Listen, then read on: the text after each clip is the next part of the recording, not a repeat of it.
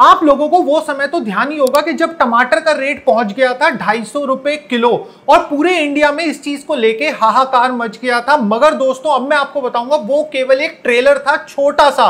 अभी पूरी पिक्चर 2050 तक सब लोगों के सामने आ सकती है। अभी आप लोग नहीं समझ पा रहे होंगे कि मैं क्या कहना चाह रहा हूं, तो मैं आपको डिटेल में समझाता हूं। अभी करेंटली जो हमारे अर्थ की पॉपुलेशन है वो है 8 बिलियन लोगों की, और अभी जो हम एग्रीकल्चर से पैदा कर पा रहे हैं पूरी अर्थ पे वो केवल फीड करवा सकता है 7 बिलियन लोगों को।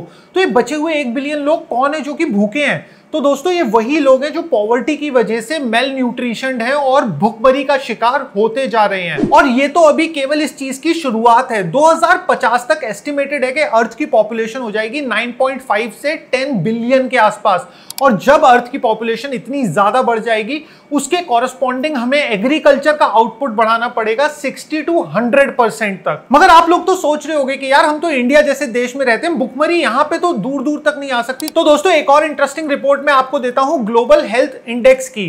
ग्लोबल हेल्थ इंडेक्स के अंदर टोटल 116 कंट्रीज हैं। अब इन 116 कंट्रीज में से इंडिया की जो रैंक आई है वो आई है 101वें नंबर पे, और ये है 2021 की रिपोर्ट। और आपको ये बात भी जानकर हैरानी होगी 2021 के अंदर पाकिस्तान, नेपाल, बांग्लादेश, श्रीलंका तक इंडिया से इसमें आगे था। और इसके पीछे मेजरली एक ही कारण है कि इंडिया की बढ़ती हुई आबादी। ये तो थी दोस्तों एक मेजर लेवल पे प्रॉब्लम स्टेटमेंट कि हम क्या प्रॉब्लम फेस करने वाले हैं आने वाले भविष्य में, और वो प्रॉब्लम के हाईलाइट्स हमें अभी से दिखना भी चालू हो गए हैं। मगर अब हम बात करेंगे सॉल्यूशन बेस्ड कि इसका सॉल्यूशन क्या होगा। अगर जिस तरीके से हम अभी एग्रीकल्चर करते जा रहे हैं और आगे भी वही करेंगे तो हम क्या करेंगे, तो हम फॉरेस्ट एरिया को काटते जाएंगे और उसको एग्रीकल्चरल लैंड में कन्वर्ट करते जाएंगे। और ये बात जान के हम सबको ही दुख होता है कि हमने अर्थ को अपने डाइटरी नीड के हिसाब से फॉरेस्ट एरिया खत्म करते गए हैं और हम इकोसिस्टम अर्थ का पूरा पूरा खराबी की तरफ लेकर जाते जा रहे हैं। तो दोस्तों इंडिया के एग्रीकल्चर की ये कंडीशन देखते हुए हम यहाँ पे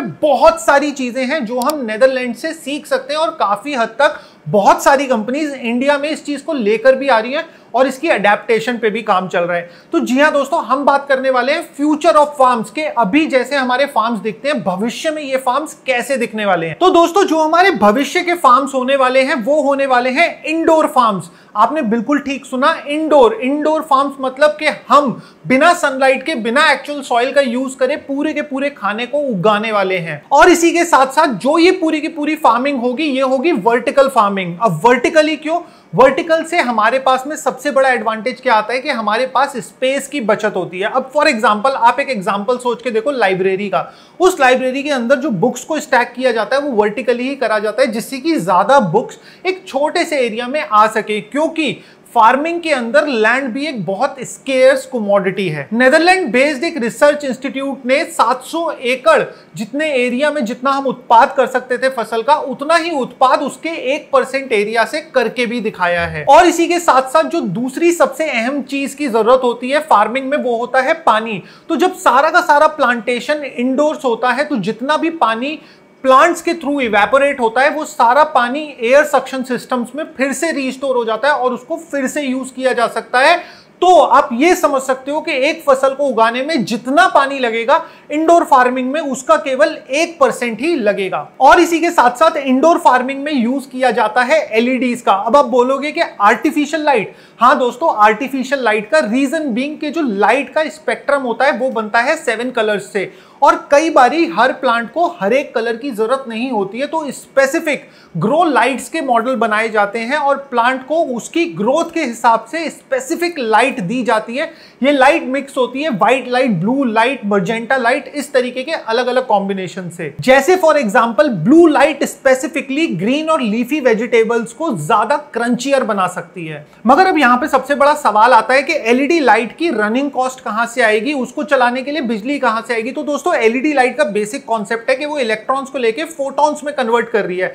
अब हर फोटोन प्लांट्स के लिए अच्छा नहीं होता, तो यहां पे एक सिस्टमाइज तरीके से लाइट दी जाती है प्लांट को, केवल वही लाइट जो उस पर्टिकुलर प्लांट के लिए अच्छी है। और इसी के साथ साथ एलईडी लाइट्स जैसे जैसे अपनी एफिशिएंसी में इंप्रूव होती जा रही हैं, तो यहां पे कॉस्ट इफेक्टिवनेस भी इस फार्मिंग के तरीके की बहुत ज्यादा बढ़ती जा रही है। अब अगर हम अपने करंट फार्मिंग सिनेरियोस की बात करें जो हम ओपन में फार्म करते हैं, तो उसके अंदर हमारा जो वाटर होता है वो भी 100% लगता है। गैलन्स ऑफ वाटर यूज करके करके हमारा आउटपुट बहुत कम हो पाता है और उसके साथ साथ आपको कीटनाशक का भी यूज करना पड़ता है, पेस्टिसाइड्स भी यूज करने पड़ते हैं अपनी फार्मिंग को करने के लिए, जिसका कि एडवर्स इफेक्ट होता है करंट अपने प्लांट्स पे। और इसके कंपैरिजन में इंडोर फार्मिंग के अंदर किसी भी पेस्टिसाइड्स का, इंसेक्टिसाइड का यूज बिल्कुल भी नहीं होता। तो ये वाली सब्जियां एक तरीके से आपका 100% ऑर्गेनिक हो जाती हैं।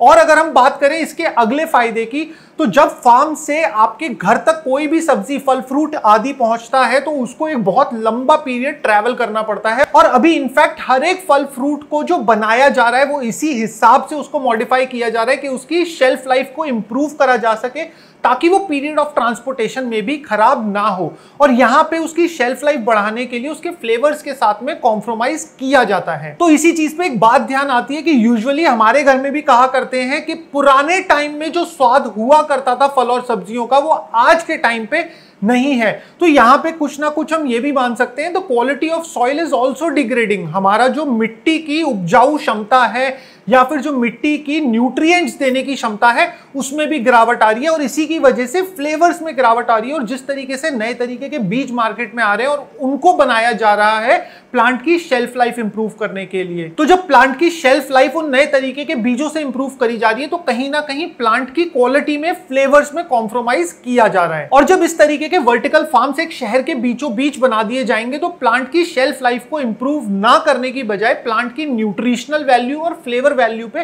ज्यादा फोकस किया जा सकता है। क्योंकि हम शहर के बीचों बीच इस तरीके का फार्म होने से जो ट्रैवल टाइम लगता है एक सब्जी को खेत से आपके घर तक आने में, हम उसको बचा सकते हैं। और इनफैक्ट नेदरलैंड में बेस्ड ये पूरा का पूरा फार्म 100% ऑटोमेशन पे चलता है। यहां पे ह्यूमन इंटरफेरेंस बिल्कुल भी नहीं है। तो आप ये चीज मान सकते हो कि प्लांट जब ग्रो करना चालू करता है उससे लेके उसके हार्वेस्ट तक हार्डली ही कोई ह्यूमन उसे छूता भी होगा। और यहां पे पैदा हुई सब्जियां अपने आप में इतनी ज्यादा साफ होती हैं कि इन्हें बिना धोए भी खाया जा सकता है। और इसी के साथ साथ वर्ल्ड हॉर्टी सेंटर नेदरलैंड्स में एक और रिसर्च करी गई और वहां पे बताया गया कि हम एप्पल का जितना उत्पाद 1 स्क्वायर मीटर से कर पाते हैं रेगुलर जमीन पे, वो होता है केवल 4 kg। और वहीं इंडोर फार्मिंग के थ्रू हम उस उत्पाद को बढ़ा के कर सकते हैं 80 kg के अप्रॉक्स, और वो भी 4 गुना पानी कम लगाकर। मगर दोस्तों इस चीज में अभी भी एक ड्रॉबैक है कि बहुत सारी कंपनीज इंडिया में तो आ गई हैं इस तरीके के फार्म सेटअप करने के लिए, बट जो उनकी दूरी है हमारे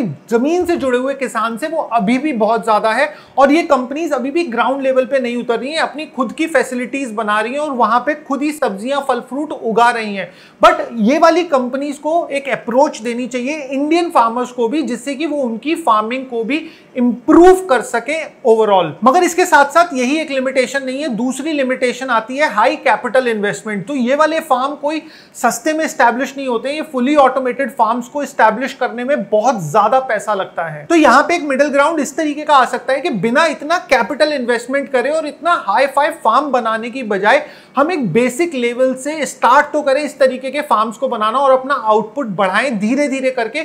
और जैसे जैसे जैसे जैसे आउटपुट बढ़ता जाएगा, सब्जियों की क्वालिटीज बढ़ती जाएंगी, फिर धीरे धीरे उस फार्म को अपस्केल किया जा सकता है। बट टू स्टार्ट विद बहुत लो इन्वेस्टमेंट से एक इंडोर फार्म का सेटअप किया जा सकता है। दोस्तों ये तो रही बात फ्यूचर ऑफ फार्म्स की, बट हमने एक और वीडियो बनाया था जिसमें हमने बताया था कि आप अपनी एग्जिस्टिंग फसल के साथ में अपने ही खेत पे सोलर किस तरीके से लगा सकते हो जिससे आपकी फसल भी इफेक्ट नहीं होगी और वो सोलर से आप अपनी कमाई का जरिया दुगना कर सकते हो। अगर आपने वो वाली वीडियो हमारी अभी तक नहीं देखी है तो उस वीडियो के हाईलाइट्स ये रहे। दोस्तों सोलर फार्म्स तो आप सबने देखे होंगे जहां पे एक बहुत बड़े वेस्ट लैंड के ऊपर सोलर सिस्टम्स को लगा दिया जाता है, जैसा कि हमारे इंडिया में भी है राजस्थान के अंदर कि एक वेस्ट लैंड है जहां पे हम कुछ कल्टीवेट नहीं कर सकते, वहां पे हम एक सोलर फार्म लगा देते हैं और हम वहां से इलेक्ट्रिसिटी जनरेट करते हैं। बट आज की इस वीडियो में हम बात करने जा रहे हैं ऐसे मीन्स के बारे में जिससे क्या हम एग्रीकल्चरल लैंड पर भी सोलर लगा सकते हैं